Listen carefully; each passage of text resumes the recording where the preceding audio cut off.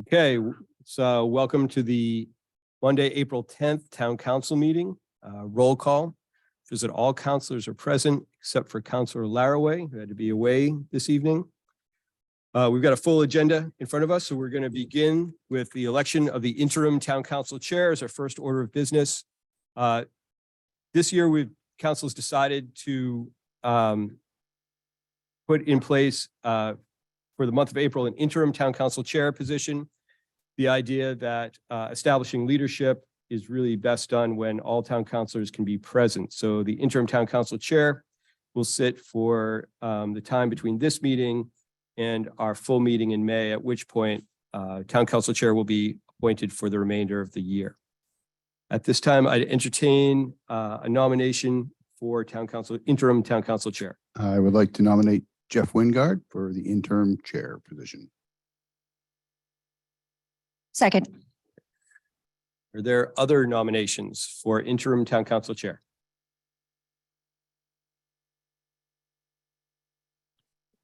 Seeing none, call a vote. All those in favor?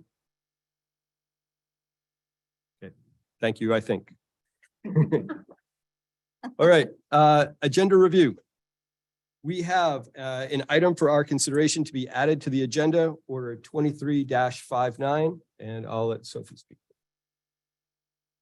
Pursuant to the town ordinances, an item can be added to the agenda at the meeting as long as there is unanimous consent of all councilors present. We are proposing to add an item that I inadvertently left off the agenda, which was a memorandum of understanding that the town and school have worked out together to use a piece of town-owned property for an outdoor learning space. So that would be order 2359, if you consent. We just, yeah. Any objection to adding that to the agenda? Nope. Okay, so let's add order 23-59 to the agenda under new business. All right, next item is approval of minutes of March 6th, March 13th, and March 20th. Nancy, do we do this as one vote or three votes? Just one vote. Just one vote. Do we have a motion to approve the minutes of March 6th, March 13th, and March 20th? I just have one change in the minutes, and Emma Schrader is SHROEDER, and it's just a name change, just for public record. Okay. And I can't remember which meeting that was. Okay. And then move approval if with that change. Do we have a second? Second. Any further discussion? All those in favor of approving the minutes? It is unanimous. Thank you. Next up is public comment. Those who wish to speak are asked to come to the microphone or raise their hand if they are online. State your name, briefly address the town council on items that are not on the agenda. Do we have any public comment at this time? Belle, do we have any public comment online? Nobody has their hand raised. Okay, thank you. Seeing none, let's move into public hearings. Public hearings A, B, and C are postponed. So Sophie, can we hear about public hearing D? Happy to do that. The public hearing D is to allow for public comment regarding whether or not it is in the best interest of the town to dispose of tax acquired property located at 3 Water Street, also known as map 27 lot 12, map 27-12 lot 40, pursuant to the town of Orono ordinances section 2-150C. So before the town council could make a decision about whether or not to offer this property out for sale, it first needs to hold this public hearing. So I'm going to tell you a little bit about the property. Talking about 3 Water Street, the town foreclosed in December of 2022 on this property for non-payment of FY21 property taxes. So FY 21, 22, and 23, property taxes are owed, taxes, interest, and fees total $7,125.41. They technically continue to accrue. Last payment that we received was on October 31st, 2019. Code enforcement has declared this a dangerous building and posted it unfit for human habitation. It was posted dangerous because on the backside of the house, the foundation is unstable and actually the foundation is caving in. There's also a violation on the property related to the property maintenance ordinance, related to trees and trash. So when staff was working with the owners on the code violation, the former owner directed staff to the mortgage company, which had started a foreclosure process on this parcel. Review of the documents recorded at the registry showed that the mortgage company discharged the mortgage but did not ultimately assume ownership of the parcel. In October, the owner's attorney contacted the town attorney to see if the town would assume ownership. This was briefly discussed at a council committee's meeting. I think it was part of a town manager's update. And the committee at that time declined to pursue the matter. Notice has gone out to all foreclosed property owners, offering them time to redeem the property. We give them a period of time to let us know whether or not they want to redeem the parcel and then work with them to try to get that done. Given the history, staff reached out to the attorney to see if the owners were interested in simply providing a release deed and moving the process along quicker so that we could allow for a sale and remedy the code issues, hopefully during this construction season.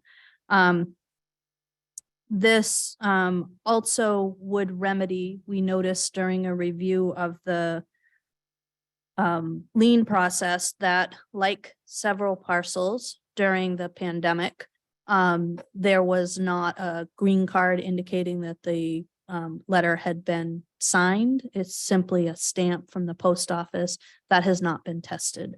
Where this is a parcel that might end up with a significant amount of effort either put into demoing the building or reconstructing the building, a release deed would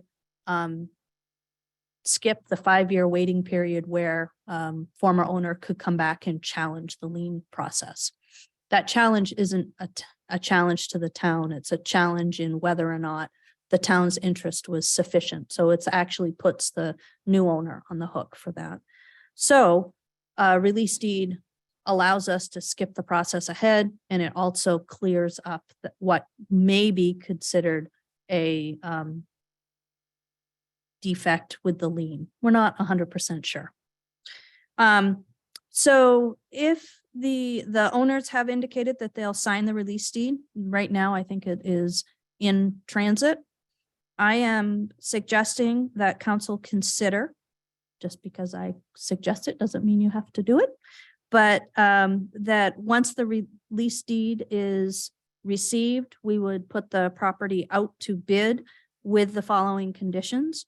One, put a minimum bid of $8,242.34. And you would say, wow, Sophie, that is very specific. That is equal to what is owed today for taxes, interest, fees, and sewer taxes or use fees, interests, and fees. And also require an acceptable plan of correction related to the code violations to be presented when the deed is transferred. So that is all I have. Thank you. Any Quick- comments or questions? Yeah, can you, what was the amount again that we, They owe a total with sewer and taxes, $8,242.34. so minimum bid would have to be at least that amount? I would put that as a minimum bid.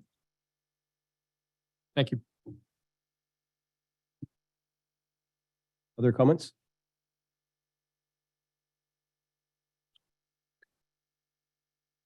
Okay, hearing none, we close the hearing. Nancy, that's our procedure? Yeah. Okay, so we'll close public hearings. Next item on the agenda is acknowledgements by counselors. We'll start on this side. How about Counselor Marks? Acknowledgements. Sure. Yes. Okay, let's see. I wanted to acknowledge Sophie Wilson and Nancy Word and Shelley Crosby for all the great help onboarding for the last month. Very much appreciated. And also the Orono show choirs, the high school show choir and the middle school show choir who performed very well at the state competition. I believe the high school had a gold award and the middle school a silver award. But I also wanted to thank them for performing here locally in town for all of us. It was a great performance and I really enjoyed it. Very proud of them all. Thank you. Counselor Robertson. Yes. I'd like to acknowledge the life and the passing of Nancy Rampey. She was an honored member of the Orono community, and I know she worked with Orono Land Trust for quite a while and had her sign up here on Main Street. So she'll be missed. I also would like to acknowledge Tyler Technologies. So we have another newborn business in Orono, and we broke ground, I think Wednesday. It's a wonderful operation. I'd tell you to visit them, but you can't because you need a hard hat and all that fun stuff. But they're doing great work, and the effort is very collaborative, and it's a nice positive feeling for Orono. So I'd like to welcome Tyler Technologies to Orono, and they should be done with their building this time next year, 2024. I think they said May 2024. So thank you. Counselor Kenny. I guess I wanted to acknowledge the community volunteers for the boards that are about to be appointed. I guess I don't know if I need to read all of their names off. I could, or I don't know if we're going to, but obviously we rely heavily on these volunteer board members, and wanted to acknowledge these people willing to step up and offer their services. Counselor Berthasell. Sure thing. I was at the store the other day and Roberta told me that there were a group of students who took it upon themselves to do a impromptu trash cleanup around downtown. And I thought that was wonderful. So thanks to the anonymous group of students whose names I don't know, who did a bunch of trash cleanup downtown. Thank you. Counselor Demerit. Thank you. I'd like to acknowledge the group of folks that came together last week. Megan Masala, Megan Dean, Council Robertson to talk about the ski program and the opportunity for a rec to take on a leadership role with that. I think it's an important conversation and should be hopefully become an example of the type of conversation that happened between advocates for more activities in our rec program. So thank you for everybody for contributing to that. Thank you very much. I'd also like to acknowledge the folks that were able to come out to our community conversation series last week on public safety, and encourage people to be involved through those venues or in any other way they want to communicate about town issues with town council and town staff. It was great to see people. It's always nice to meet new people and to hear new ideas from people that we already know. So I think that's it. Next, we have unfinished business. I do not believe we have any unfinished business. So moving on to our consent agenda. The consent agenda is moved forward as a single action. I would entertain a motion to accept the consent agenda. Jeff, can I just interrupt long enough for you to ask you to call out the public hearings that we usually call out public hearings and elections. So As a you want me first to read the reading. public hearings, even those that were postponed? Nope, down here, order 2346, and all you have to say is, as part of this consent agenda, we are calling a hearing for May 8th Thank you. to accept public comment on the repeal and replacement of Chapter 8, Article 8, floodplain management of the town of Orono ordinances. As Sophie said. Thank you. All right. Now, could we have a motion to accept the consent agenda? Move approval. In a second. I'll second. Any discussion? All those in favor? Unanimous. Thank you.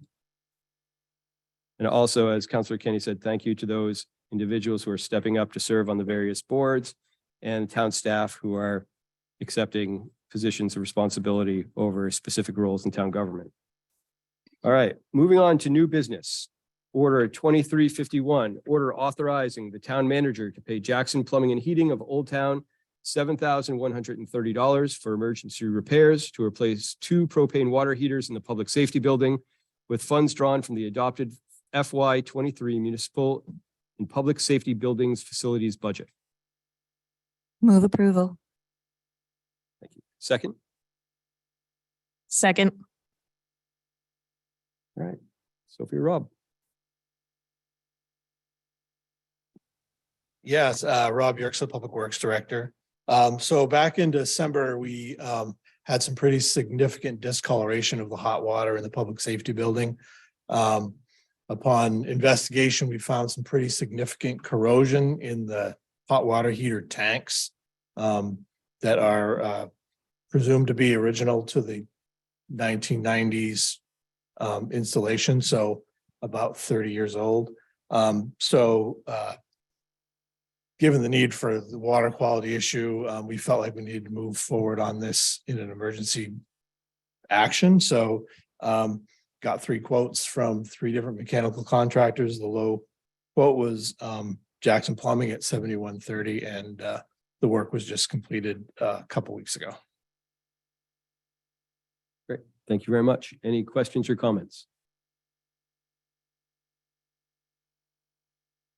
Seeing none, we'll call for a vote. All those in favor of order 2351.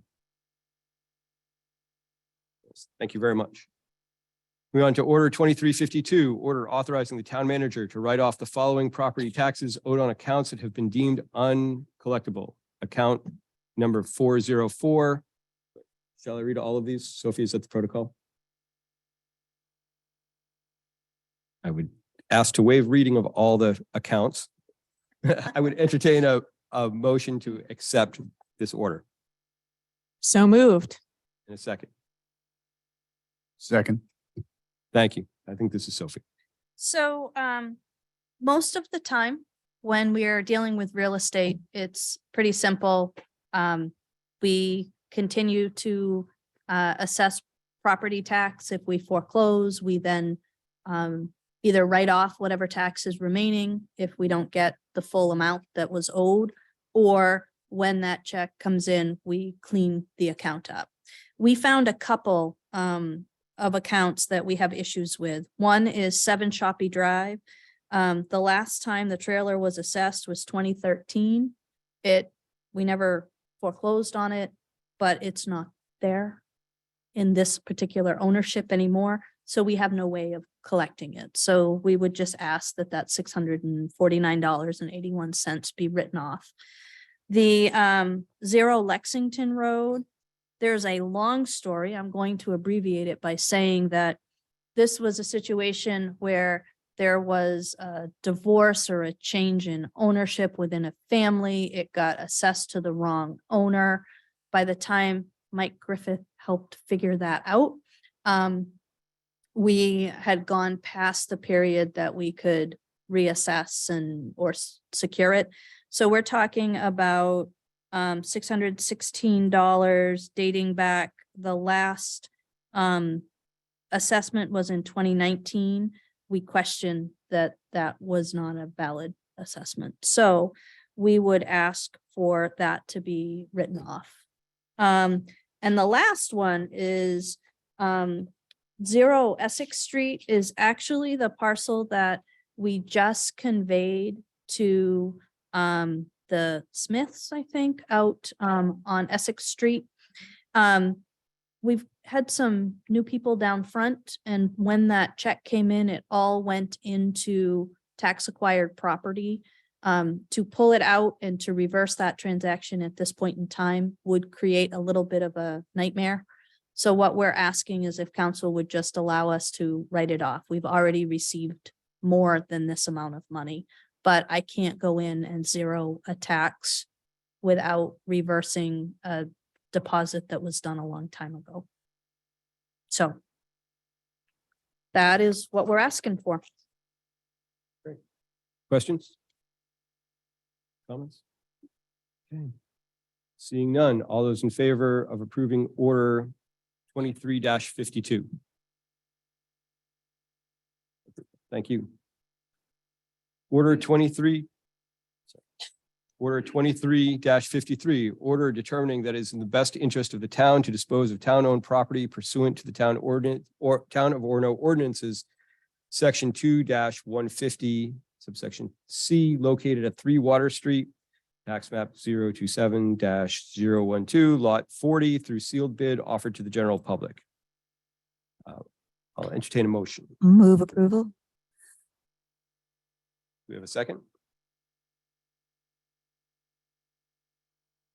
Sure, second. Any discussion or questions? Again, Thank you. So how do we determine what is in the best interest of the town in terms of, are there other interests? Are there, could Zach Pike turn it into 30 affordable housing units for us if we asked him to? So normally, we go through an internal process where staff says, is there some reason we shouldn't dispose of property? Foreclosed property almost always would be passed on by staff because the goal is always to try to get that back onto the tax rolls. If this were a large piece of property that might be able to be something that the town could parlay into an economic development, public-private partnership, we might talk about that, especially where we have a release deed. Without a release deed on just a foreclosure, it's important for council to understand that in a foreclosure, we are conveying our interest. There are a lot of things that could diminish our interest in a foreclosure process. There could be mortgage holders that have other things that they want to assert. There could be a flaw, like it was the pandemic and we got a stamp and not a real signature on a green card. We could have missed it by one day. We go back through and look, but a foreclosure process is not necessarily a really clean process, which is why we convey our interest through a municipal quitclaim deed saying whatever interest we have, we're giving to you. And we leave it on the property, the new purchaser, to assume the risk of what that might be, which is why when we sell a property, we don't expect to get the local average, $200,000 for a parcel. We expect it to be a pretty small number. In this particular case, if somebody had come forward and said, that parcel's on top of is actually way over the line, or there's some public need, there's a need for parking, you should demo it and put parking there. Those would be things the council could consider. It takes 5 years after foreclosure for a person to give up all interest in the former owners, if you didn't have a release deed, for the former owners not to be able to come back. So when we do foreclosure actions and we want to turn around and sell those, we tend to try to keep arm's length of, we try not to assert ownership. We try not to take possession of them. We just want to take and sell our interest and let somebody else deal with it. So it would have to be a pretty high or strong, compelling reason for it to be in the town's interest to keep it, I think. Do we know if there are other people in line in terms of, claims against the property, like banks or? So the mortgage has been released. That's the only major one. I think there might be a couple of mechanic liens from contractors, but that's not our, and us taking it only wipes out we have primacy other than liens that were put on by the federal government or the state government. We would have primacy for everything else. But the only thing that it actually wipes out is the amount owed to the town. Because the way the courts look at it is we've just had our taxes satisfied by taking the property. But the rest of the liens stay there. It creates a cloudy title, which is part of the reason why, unless there was a real compelling reason for us to keep the property, that we don't want to get into trying to clean the title. Yeah, I don't want it. But so. But I do think it's important for counselors that maybe haven't gone through this process to understand that staff puts down how it's going to be sold with the understanding that if you want to sell it a different way, that's up for council to amend in the order. The way staff looks at that is the intent in the ordinance and just generally for municipal government is to not have favorites and to try to put things through as clean as we can and offer to everybody. So our default position, unless there was a real reason not to have it be through sealed bid to the general public, would be to start there. And if you had other thoughts, of course you can amend from the floor. And sealed bid, and it just goes to the highest bidder, correct?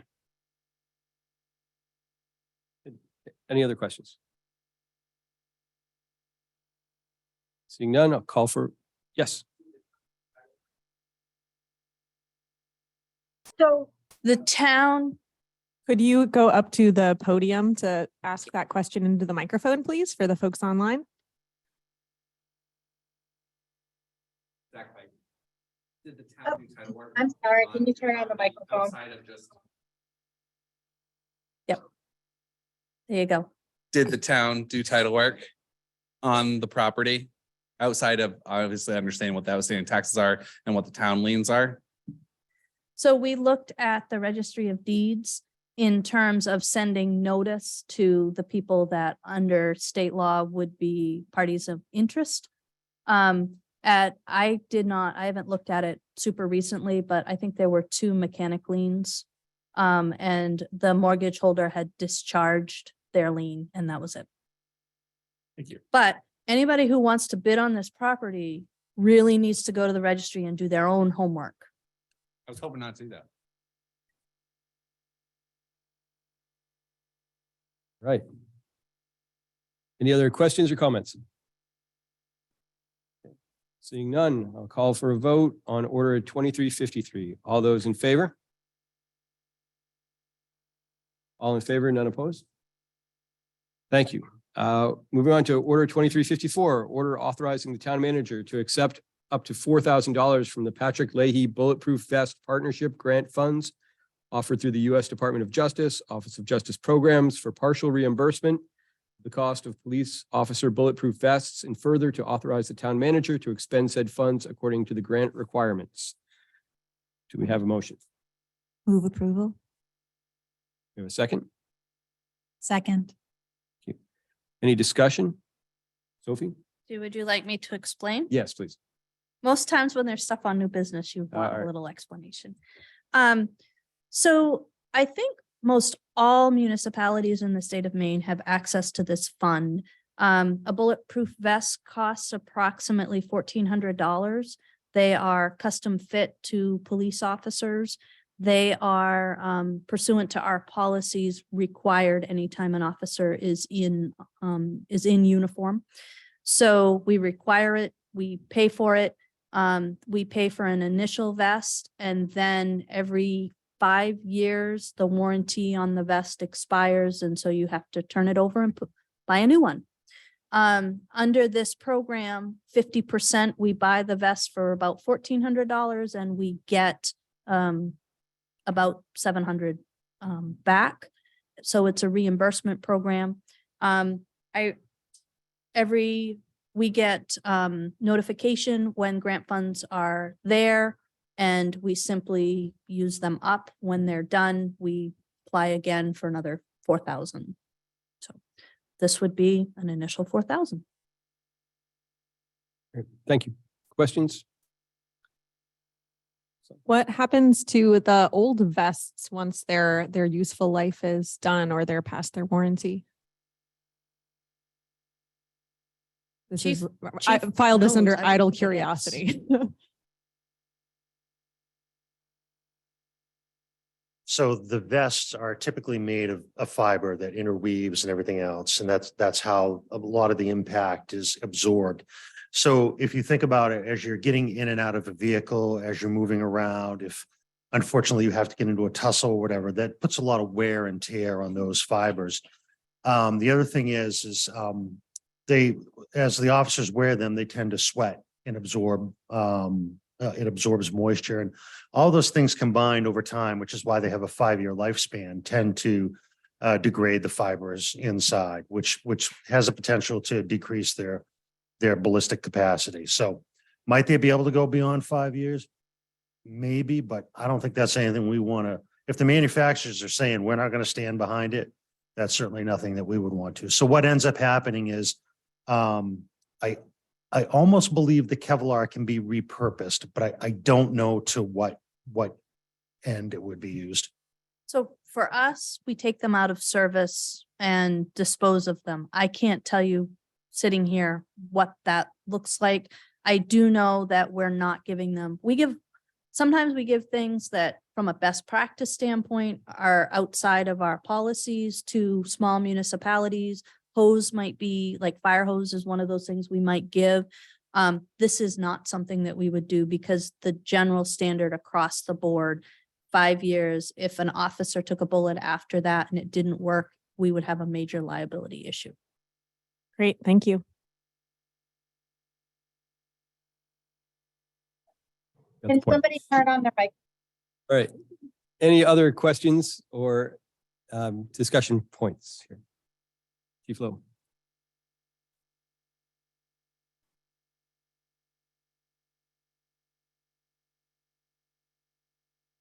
Okay. Any other questions or concerns about order 25-54? Okay, seeing none, I'll call for a vote. All those in favor of accepting 2354? Unanimous, thank you. Moving on to order 2355, order approving a second amendment to the $1 million general obligation note dated May 14th, 2021, and awarded to Maine Municipal Bond Bank, Augusta, Maine, by changing the maturity date to May 10th, 2024, and further to authorize the treasurer and interim chair of the town council to execute said allonge and all other documents necessary to complete said amendment. All other terms and conditions as stated in said general obligation note will remain the same. We have a motion. Move approval. A second. Second. Okay. Sophie. So this is pretty pro forma, but we initially borrowed these funds on May 14th, 2021. It was $1 million to construct a significant upgrade to the sewer mains in the Mahaney development. So that would be the Frost Mount View neighborhood. In 2021, it was almost impossible to get contractors doing this work. Pipes weren't available. So we went past the 2-year interim financing period last year, May of 2022. Council voted at that point to give us another year.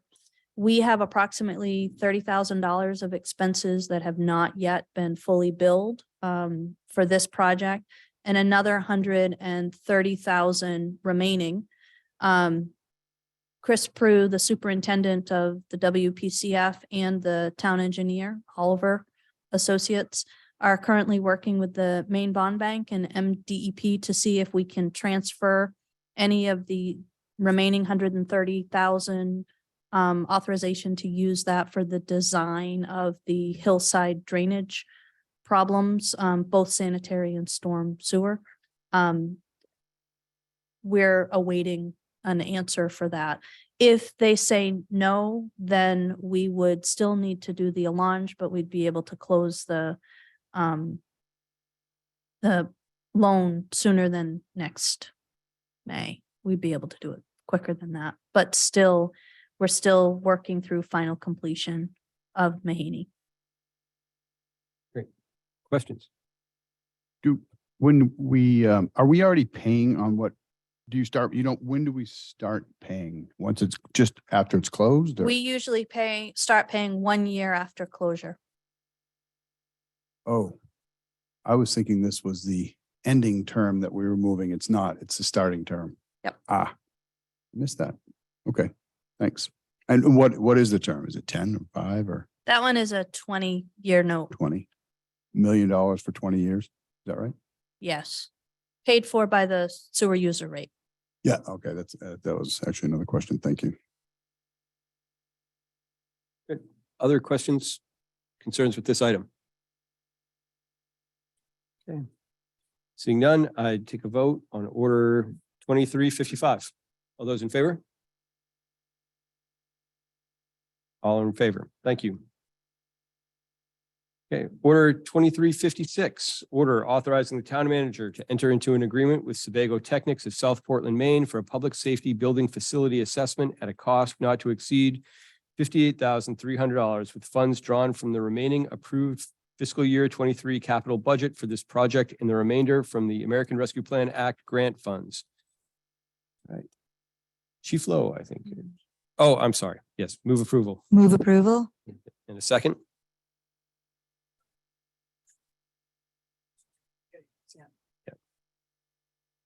Motion to second, please. I'll second for the sake of discussion. Thank you. All right, thank you, Chief Lowe. Yeah, Jeff Lowe, Director of Public Safety. So I wanted to just give a little bit of the perspective from the public safety side on this. There felt like there might have been a little confusion when we talked last time of what this project meant and the importance of it. And I thought it'd be a good opportunity just to give you some perspective, like I said, as to where we're coming from. I think if you have done any problem solving algorithms or anything in the past, you're familiar with the concept of problem identification, exploration to truly understand what the root cause of the problem is, and then actually getting into prioritization. And when I left the meeting the other day, it kind of felt like we were jumping right into the problem solving steps, which are probably 3 or 4 steps from where we are right now. When we had the previous vendor come in, that's what we laid out for them for what we wanted. And they did the same thing. They identified the problems and just said, we're going to fix this for you. Here's a whole bunch of new construction.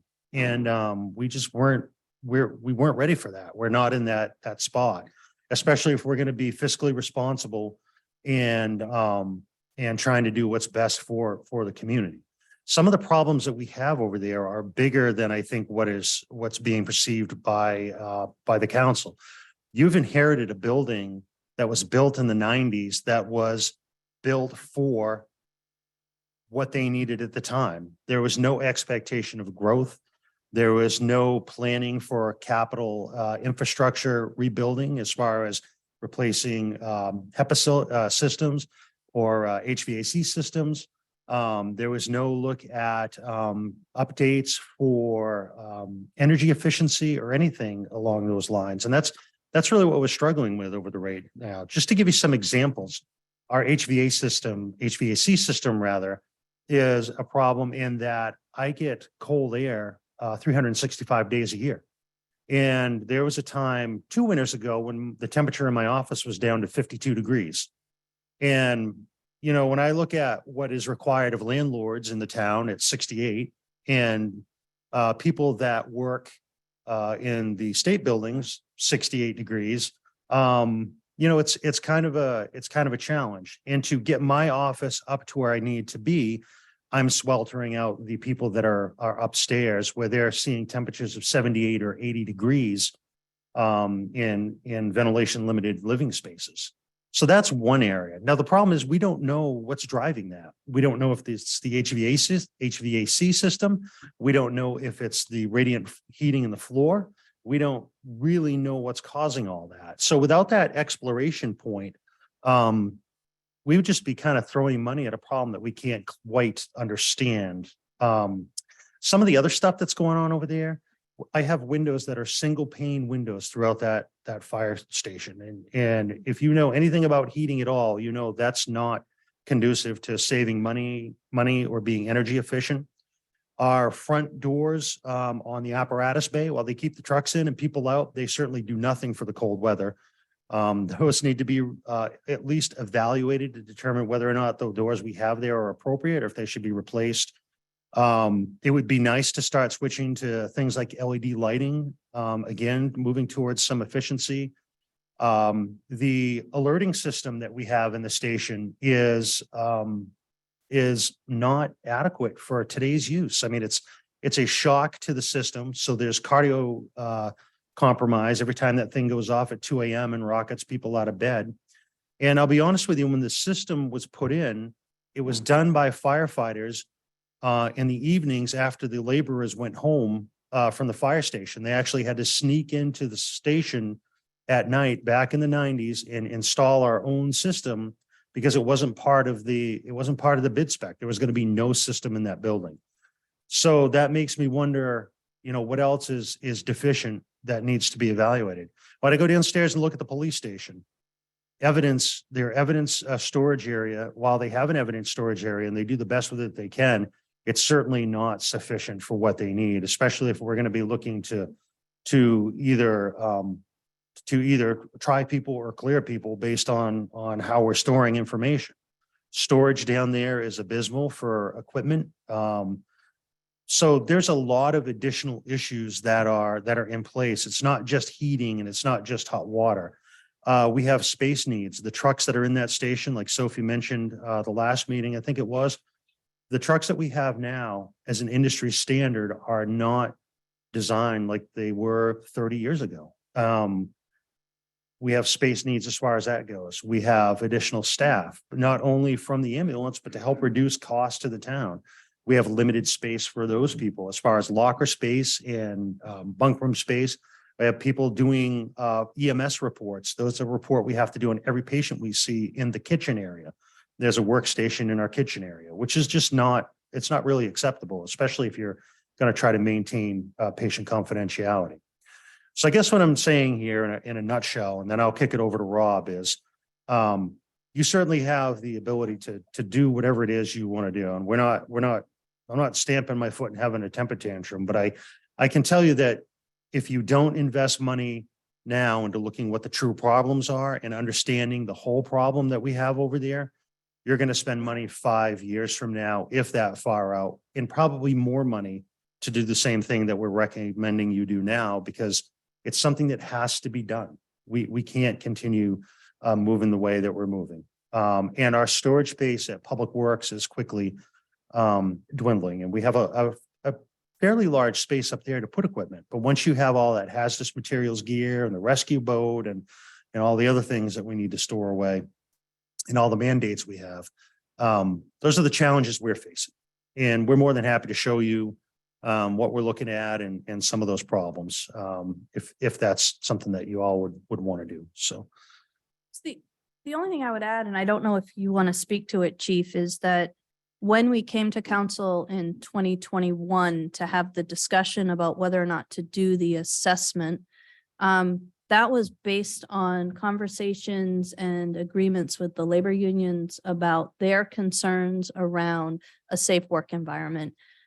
Some of their concerns we're not sure are valid. Well, their concerns are valid, but we don't know if they're supported by fact around air quality and things like that. So there's some things that we were asking for some help with. And when the needs are great in the past, we've used assessments like this to help kind of pick the low hanging fruit and where we can get the most result for our dollar. So does that kind of sum up the need? yeah, and I think that's a good point that I forget to mention. I mean, our general duty clause under Bureau of Labor says we have to provide a safe, clean working environment. And we certainly solved one issue when we replaced the water heaters. I mean, that was critical. Not being able to decontaminate ourselves or law enforcement officers who have bodily fluids from other people on them need to be clean and whatnot. But when you go into locker rooms or just general spaces where there's clutter and trip hazards and all those things, it's not because we're not trying to clean the house. It's that we've accumulated so much to perform our missions that we're running out of room, frankly, in an outdated, not that the building itself is outdated, but the way the building is built out inside is outdated, if that makes sense to you. So, Rob, did you want to? Sure.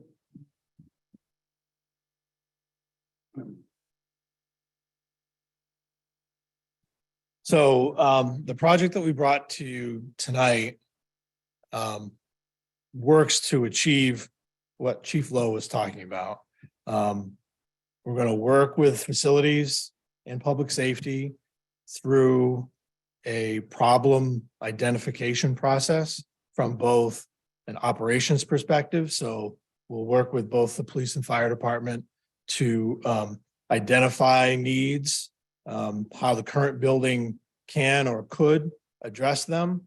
And there may be some needs that simply can't be addressed in the current facility, and we'll identify those as well. We'll also take a look at the facility itself.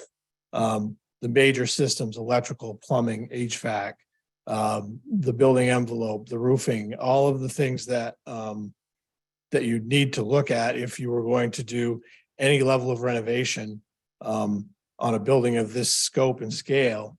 You need to understand what existing systems provide and what the new systems would need to be. So if you're looking at the HVAC is probably the biggest issue that we're dealing with 12 months out of the year.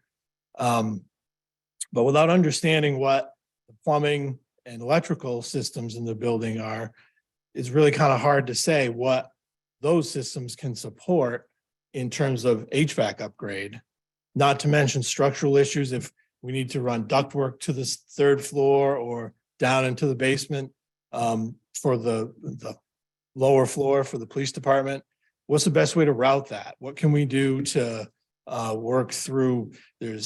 What's structural? What's the concrete slabs? Can we cut through them? Can we not? All those sorts of things will be looked at together and create solutions for those problems, taking into account all of those different factors, so that we won't be walking down a path that ultimately we end up having to either backtrack or sidestep because we didn't look at the plumbing part. Because if I bring a mechanical contractor in, it's not their responsibility to know whether the electrical system can support the upgrades. Not to mention, if through that programming step, we identify that there's expansion required and we decide to do that, are we sizing those systems as we invest in them appropriately to account for all that? So what this will give us is a far better understanding of the existing conditions, what the needs are, and a prioritized plan to move forward. And I think that's the most important part of this step, is to make sure that we do it in a planned way to make the investments that we do in the future efficient, take care of our resources, invest the right way. And that's what this step does for us. Thank you. Rob, can you speak really quickly about what the study that we have in hand, or how that study contributes to what you envision as the next phase? Yeah, so the probably the most valuable piece of the existing study that we got out was that initial engineering review.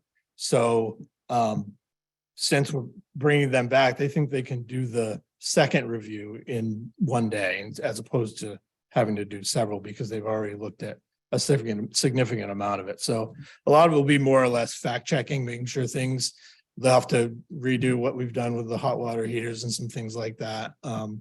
But that sort of creates some efficiency in that initial investigation. Other questions, concerns?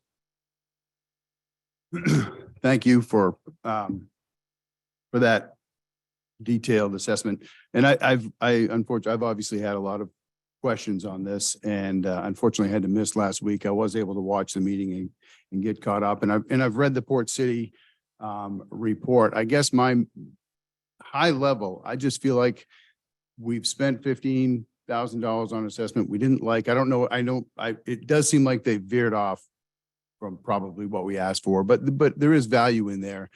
To me, I think it makes sense. In the original, I feel like there's been a lot ID'd by the report that was created in 21. And then they've kind of gone probably farther beyond that than we might have expected. But I do think it makes sense before after spending 15 grand, getting this, and then just saying we don't, we're not going to use that. We're going to spend another 60 grand. I think it makes sense to have a meeting to sit down and kind of synthesize what we know so far with this report that was provided. Coupled, and maybe 2021, maybe obviously we know, I guess the water heater wasn't on there, but things have been changed presumably.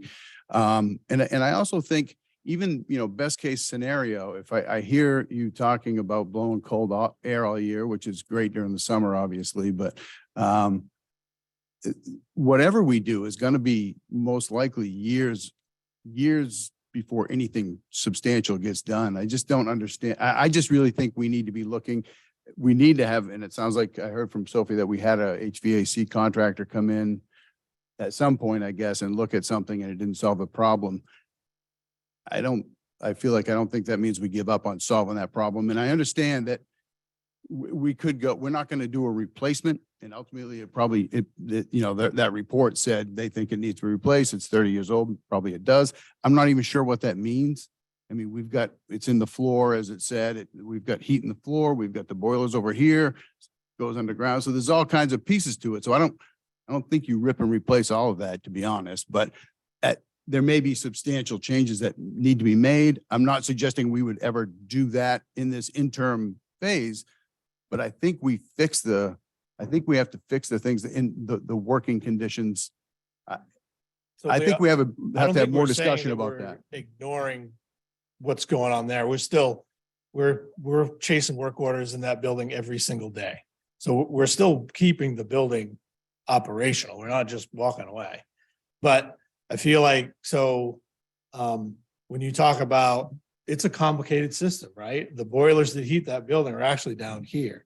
But until we get somebody to take a look at the way that's set up and understand the right way to fix it, what we're talking about is making large investments in that building, and doing it in a planned way is the only right way to do it. Right. But I think that HVAC is a pretty specific thing that you work with HVAC vendors on versus an engineering firm that's probably going to be more general, trying to cover everything. They're going to go over usage and all of that stuff.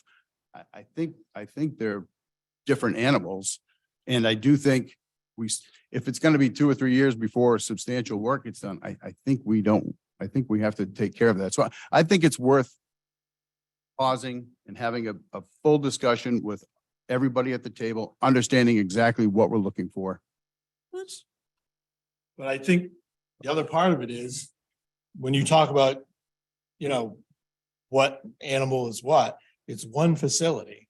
And so bringing a consultant in like this with a mechanical contractor, a mechanical engineer, an electrical engineer, structural engineers, architects, they're going to help us work through those things to give us a plan that we can then with confidence move forward to. If I come to you and say I need $150,000 to fix the HVAC system, just because we know it's broke, that's not going to work. Yeah, There needs to be some engineering and some assessment done behind that before we can confidently budget for the repairs. So one thing I will throw out there, and then certainly I'll pass back to Sophie. You made a mention that we should get together and look at what needs to be done and make an assessment that way. And I would put forward, given the complexity of the building, the interconnection of the systems, the structural needs and everything like that. Nor do I have anybody on my staff that's competent enough to be able to have those discussions. I mean, we can talk all day long. I can tell you that the HVAC system, something needs to be done with it, but like I said, I don't know what that's connected to. Is it just HVAC, or do we need a power assessment? Does the radiant heating on the floor play into it? We don't know. And I'm not sure, and no offense to Rob, I think what Rob is saying without actually saying it is he has some technical concerns there as well that he's not necessarily sure on. So again, from my perspective, it's up to you what you want to do, but it feels like we're getting ready to waste money to save money, if that makes sense to you.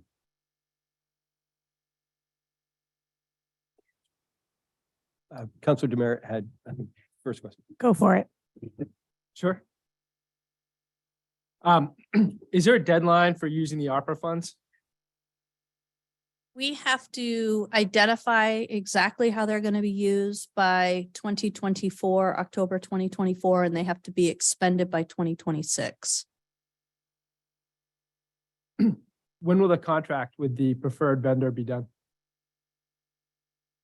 So if this order passed, Yep. we would enter into the contract. We'd start negotiating tomorrow. Usually that I takes a guess I couple inferred weeks. from the where it was presented, the materials, that it was ongoing, but it hadn't been finished yet. So that's not the case. So we start the negotiation around the scope, and we trimmed the scope significantly to get exactly what we felt like we needed to support the next step. To give council information that would allow Rob to bring people in and council to make decisions about investment in that building. Once we trimmed the scope, we got a budget to go with it. Now Rob needs to go back and establish the timeline with them. And quite frankly, we stopped. Oftentimes we'll do negotiation behind the scenes, so everything is seamless. But not knowing what to expect from council, we stopped, and we would pick it back up if you approve this order. We'd have things cleaned up on the paperwork side in a month or so and be kicking it off and be finished by September. So my concern is that, just to build on my questions, and brand new to the council, haven't been through a budget cycle, haven't even been in a budget meeting yet. I heard an awful lot from the community as I met with the community about our facilities needs. And for me, I think this is the prudent way to go forward with a major facility look. I just need to understand how it fits within the whole budget and the broader context of what we're trying to do with our facilities. And I'd like that to be, I feel like the smarter, or the more fiscally prudent decision would be to bring them all together, kind of have an understanding together about where we want to go, as opposed to make a piecemeal decision here for another 58,000. And then we get back the study on the Keith Anderson and everything. And that's another decision made in that silo. And I'd like to we're going to move forward with it. I'd like to see us make this decision comprehensively and as part of a budget process. So I have a better understanding, like, how we pay for it over the course of, we talked about 5 years, I think, in terms of like a facilities planning. I'd like to get to that place. I do think we need to support public safety. And I think this is probably the very smartest way to do it, with a comprehensive look. But as a brand new counselor, I'm not comfortable, and I'd like to be more comfortable before I vote for this. Sonia, do you have a comment? Sure. Yeah, I mean, I really hear what you're saying about the wisdom of a comprehensive look. And I agree with Dan that there's a lot of pragmatism to that. And I also think that as sort of doing our due diligence as council and making sure that we're coming together to support this in the way that we want to be, it would be really great to, and not too much extra time and work, to schedule ourselves a workshop and really get into the weeds on the report that we do have, to make sure and feel confident for all the new council members and for all of us that we're doing this with the intentionality that we'd like to be in support of our employees. Cheryl. Yeah. I'm not a huge fan of kicking the can down the road. We'd kick the can down the road with our school department, and it costs like a $14 million bond that we had to do because repairs weren't made and things weren't done. And so I think that as an experienced council member, I trust our staff I trust what they're saying, and that I'm not prepared to make any decision at all until we have a plan. And what they're asking us to do is to let them move forward so that they have a comprehensive plan that we can look at comprehensively and make a decision. This is not a huge deal. Our public works building needs to be fixed, and it needs to be updated. You don't sit in your home for 30 years and not do anything. So we really have to move on this, and taking the time to have another meeting and another information session. We have all of the stuff that we need. So I am not going to support waiting on this. I'm going to support this. I'm going to support what our staff needs and what our staff wants. And I think we need to get started on it as soon as possible. Thank you, Sarah. You have a comment. Yes, I really appreciated your information. It's really, really helpful. I also want to second that I clearly understand that there's problems that need to get addressed. And I don't think I hear anybody up here saying that they don't need to get addressed and as soon as they can be. I think there's just a different approach to what information people feel that they need to get to this comprehensive plan. So I personally like the idea of having a workshop where we look at the plan we paid the $15,000 for already, where you guys can explain more clearly to us on each section of that plan, what are the gaps of information that we don't have so that we really understand what you're asking for in the next one. I've read the report and I've read the letter with Sebago, and they sound like they're asking for exactly the same things over again, which I'm sure is not the case because I hear from you all that it's not, but it's hard for us who have to answer to the voters to understand what we're getting that's different and not the overlap, if that makes sense. I also think what Councilor Demerit said about having a comprehensive buildings plan for all of our buildings going into the future feels really important to me. And I'm not entirely clear that at such a workshop, we wouldn't say, actually, the RFQ needs to add some things to take a look at this building more formally, which I think was remodeled at a similar time period and shares systems. And it might make sense to do an RFQ for both of these buildings together as we're trying to do that. I don't know what comes out of that meeting, but I don't think you should hear people saying that we don't care and that we don't want to act. I don't think that's the case at all. I would hope we could schedule a workshop soon and get that done soon so that people could move forward with a contract with Sebago, what we need, or a different company, whoever it is, to move forward on that. So that's all I have to say. Thanks. I guess my only comment relates to the point that Dan and Sarah just brought up. And we have asked our consultant to do something really different with the other properties in town than we're asking with this item. And that is, with the other properties, we were looking not at an improvement plan or a facilities deficiencies plan assessment for those properties. We were looking at the public's need and potential in ongoing public uses. So I think they are different in kind from what we've asked for. And I also think the public safety building has specific ongoing use that, as much use as some of our town properties get is they can't be repurposed to become a public safety annex or anything like that. So I really, where I guess I differ is that I have no problem keeping those two items separate because I think we've asked our consultants to do different things with that. So in the interest of moving the town forward on both of these projects, in my mind, I think they exist okay if they're separate items. That said, I guess I would ask counselors at what point, if there is the thought of, well, we have to maybe roll this in or we have to go a different way, how we achieve that work while still providing some direction to town staff because they need it right today. It's like, if we approve this, they have a plan to go forward. If we do not approve this, they're stuck without a plan and we have to give them one. So that weighs on me a little bit. So,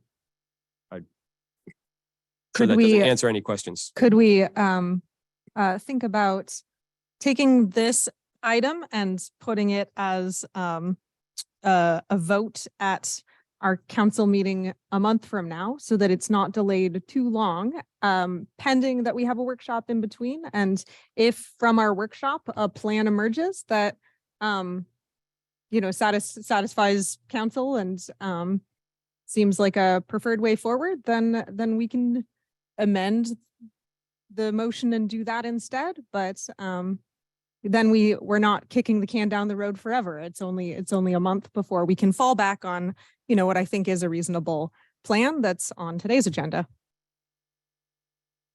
Leo, did you have a question? Just, what will we get for, I don't have the budget hearing schedule in front of me. I'm called up on all the many tabs I have open right now. What is the cycle of budget in terms of, facilities, budgets and things like that? How much of that will we be through before next May's meeting in terms of those hearings? And We won't have done any departmental budget hearings, but I also, this right now, none of this is on the budget. None of it. well, certainly it's not on the budget, but it's going to be the budget when we talk about what we spend on facilities in the years to come. I mean, this is going to come back with some significant changes to that facility.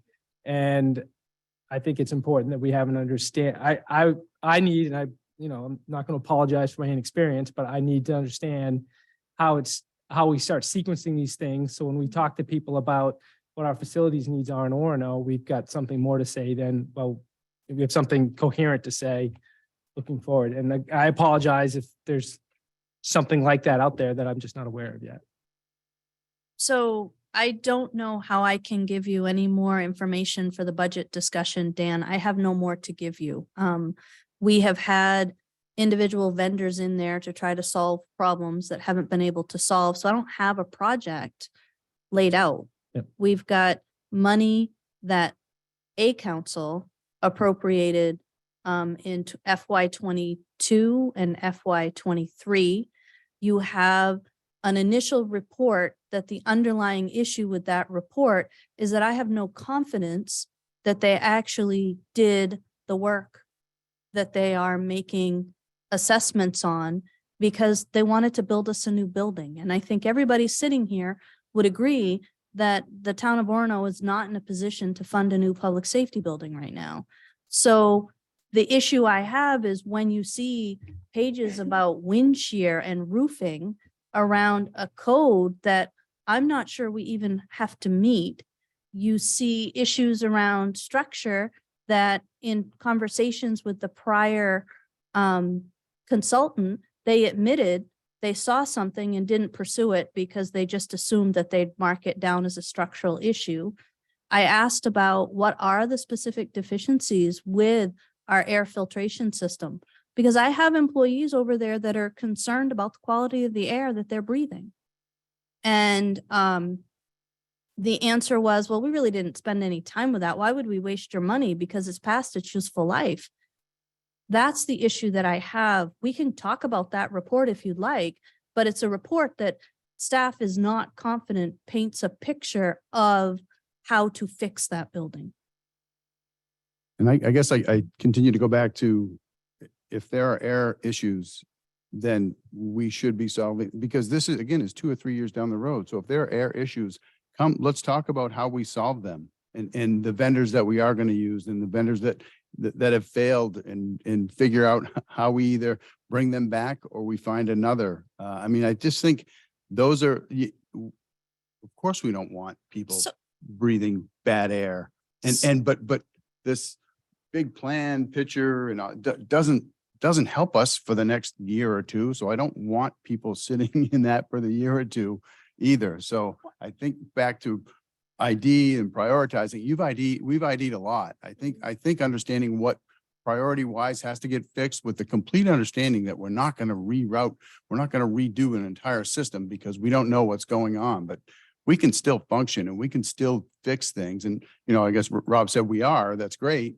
Maybe all of the things other than the usage space issues from that original report are all taken care of. I don't know that. But I think it's reasonable to have a discussion to understand that.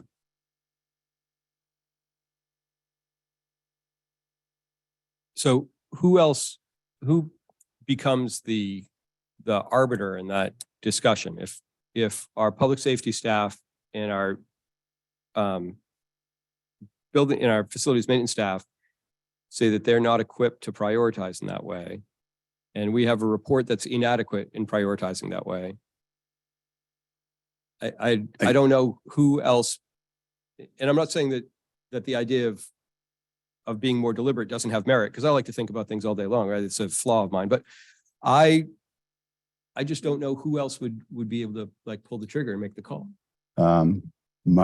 It would seem facilities management to me, but if that's just completely out of the question, then I guess that's part of the conversation we have. Okay. Well, we had a discussion. We have a motion that has been seconded. It's on the floor. Is there any more discussion or comment this time? Okay. Well, maybe we should vote. Nancy's going to help me word the vote correctly. All those in favor of approving the order? Right, because that's. Okay. That was the motion. You're voting, Okay. voting on the motion. Yeah. We'll have to carefully- Okay.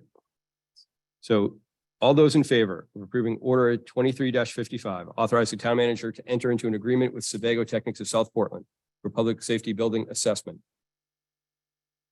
In favor. So I'm in favor. Okay. Those not in favor. Okay. Motion does not carry 4-2. So I think we have to give staff some real discrete guidance on how we want to proceed from here. So is the next step then to have a workshop where we talk about the reports that we have in hand with our senior staff again? If I could just interrupt, a workshop is usually a standalone item expecting to take a very long time. Is that truly what you want, or do you want a committee meeting? I think probably a workshop. I think what we're hearing is that people want a workshop because they want to look at that report. Okay.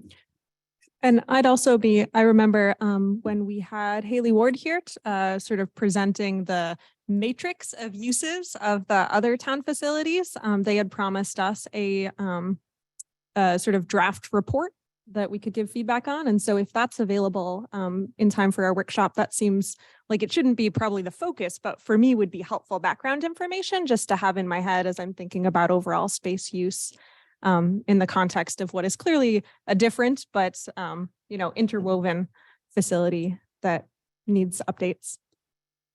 Okay. I So- think, Yes. Dan. I think if there's a health safety issue that needs to be addressed immediately, I think we ought to be aware of it. And I think it ought to be as part of that workshop, if not before. So I'd like to be made aware of anything like that, that there's an air quality issue. If there's an HVAC issue that is just intolerable, then, I think we ought to go out and get a bid to get it fixed. But that's a management question to bring back to council, not a question per se for the council, but. I agree. I also wanted to say that I think that hearing what the safety issues are that are the top priority clearly would be important at that meeting. And I also just want to clarify that I have never been trying to say that the Keith Anderson building could become a public safety building.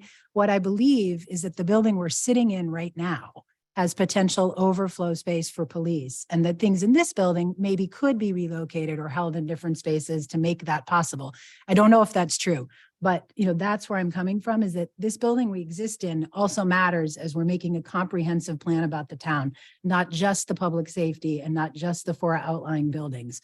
And so eventually, I think we need to be sure we're looking at all our buildings as we move forward. So. Well, thanks. maybe in the context of that workshop, we can hear some of the history about how public safety was once located in part of this building and why it's no longer located here. Could this be a mobile meeting too, where we walk around, get a tour as well, or could we schedule that beforehand?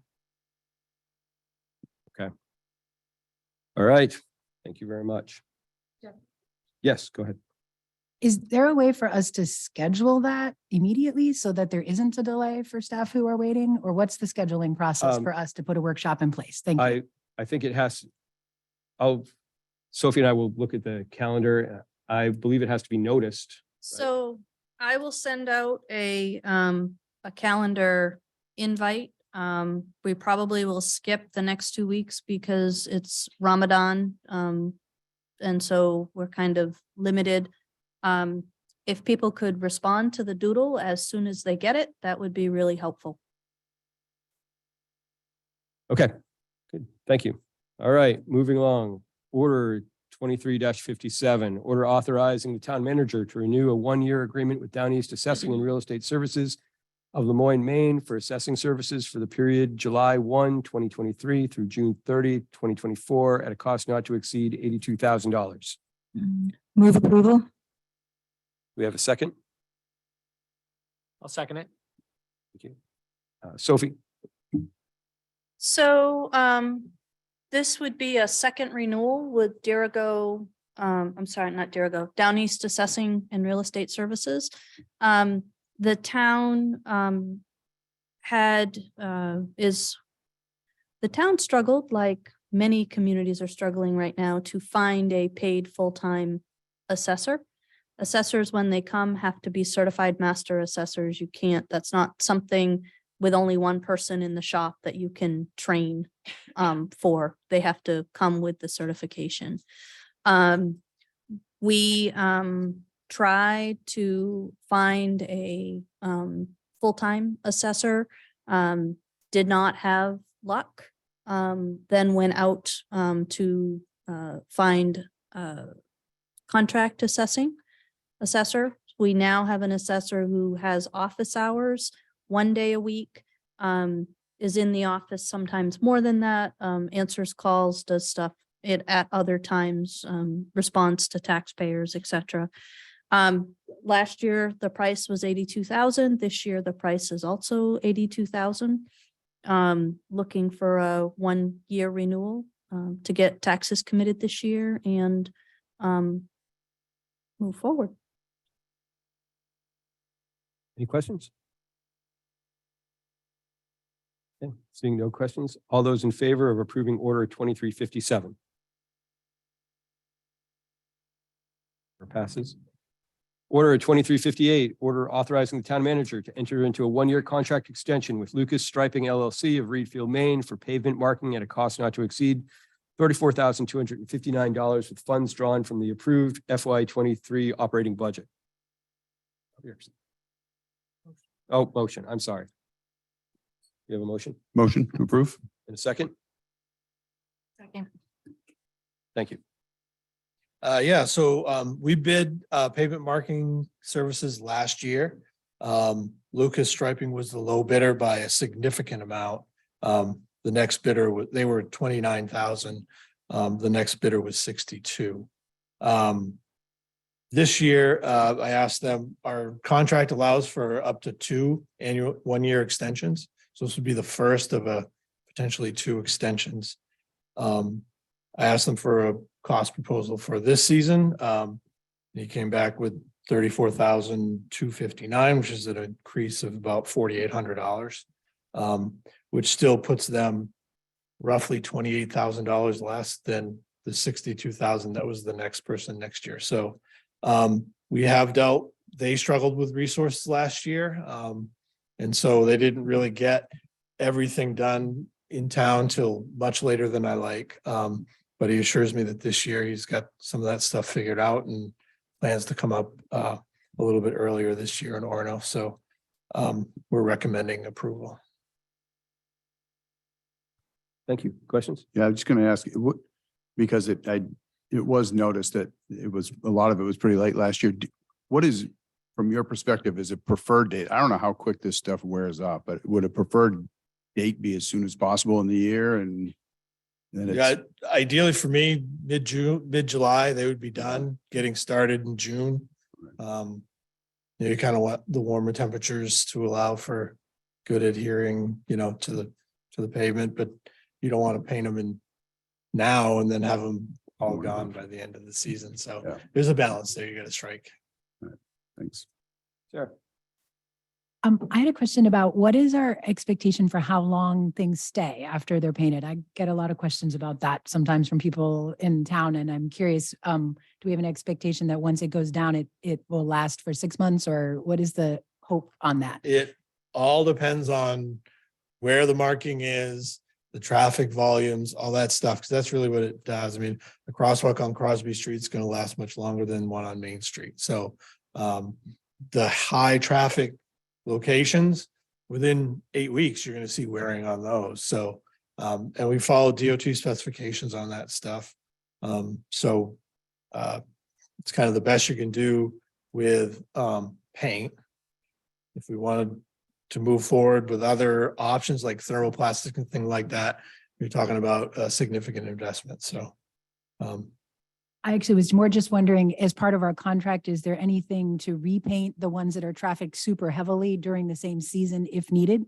Some of them seem to disappear in the heavy traffic sections sometimes in a matter of 2 or 3 months. Have we ever, do we have a part of our contract that something can be repainted or not? we can bring them back. We have to pay for it. So we don't budget for having things painted more than once. We could do that and probably discuss that during our budget discussions. That's something you're interested in. Thank you very much. Appreciate it. Any other questions? Okay, seeing none, call for a vote on order 2358. All those in favor? Order passes. Order 2359, order authorizing the town manager to enter into a memorandum of understanding with Regional School Unit 26 to establish an outdoor learning space on town-owned property. We need a motion So moved. in a second. Second. All right, Sophie. Several months ago, the town was approached by representatives of the school asking to put an outdoor learning classroom in the near the wetland across from the middle school, you know, kind of on the other side of Goodrich Drive. Am I in the right place? Up further? So for those who can't hear, behind St. Mary's by the ball field. But not like on top of the ball field. This is No. not taking over the ball field, No. right? Okay. No, this is an undeveloped area. There were some concerns because that is an urbanized wetland, which is regulated by the DEP and also a concern given our MS4 permit. Our environmental services coordinator and Rob worked with the school to understand their needs, worked with DEP to understand what would be allowed, and came to some agreements. One of the things that we have discovered when you have two entities that have staff that can turn over, understandings that are verbal can get lost and expectations go astray and people are expecting one thing and get something else. So just as a matter of course, we wanted to get this written down because there are some sensitivities in this area that we want to make sure we're in communication with. And for example, that they're not like building out lots of like seating and stuff like that. It's kind of a limited area, and that they just understand that this is an environmentally sensitive area. So we just need to be working together. I drafted this with the help of the environmental services coordinator based on conversations that she had had with school representatives and the Department of Environmental Protection, sent the draft to the superintendent of schools who indicated that looked great to her. Yeah, please. Sophie, this is such a great idea. And so I'm in total approval of getting this memorandum signed, and also having an outdoor school, you know, having a place for outdoor school, especially after the 2 years that we've just gone through. So I think this is great. And I think it's nice that we are coordinating with the school. So thank you for this. Other comments? Agree. I'm really excited to see it move ahead. So thanks to Megan and everyone else on staff's work making it happen. Thank you. Seeing no further comment, I'll call for a vote. All those in favor of order 2359? Good. Order passes. Thank you. Next item on our agenda is future agenda items, items of concern. Does anybody want to volunteer any? Yes, go ahead. I was just wondering, so Sophie, I was just wondering if, and I know our winter parking ban ends on Saturday. Does it end on the 15th? Our winter parking ban? I've just had some people ask if we could be flexible in our Sure. ending of our, Sure. since it's supposed to be 80 degrees or something. this Yeah. week, and it was 65 today. So, Chief Lowe's gonna make sure that gets communicated. okay, thank you.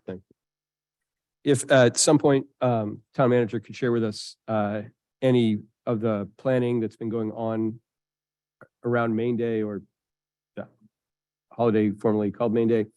That would be wonderful. Thanks. So Main Day is now Main Days. I think the thought is the hope that as part of their activities, they are going to rename the event. But it starts actually the Saturday before the fourth Wednesday. And there are activities every day that the university is planning.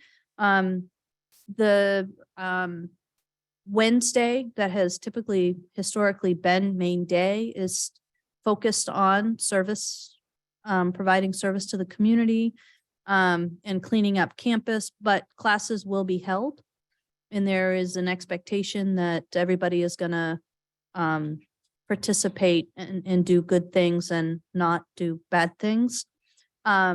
We do have Bell Ryder and Dave Daniel, who is our life safety person, are both working in separate groups around planning for Main Day. So Bell is actually part of the group that is looking at the Main Day events and what's being planned. She's also part of the harm reduction committee. And Dave Daniel is looking at life safety issues specifically around some of the events that they're holding. They're going to do a concert that we have once again said, if we don't get complaints, we'll do one more year, see if we get complaints, but it will be in the far Old Town corner of campus. So that's the planning of Main Days.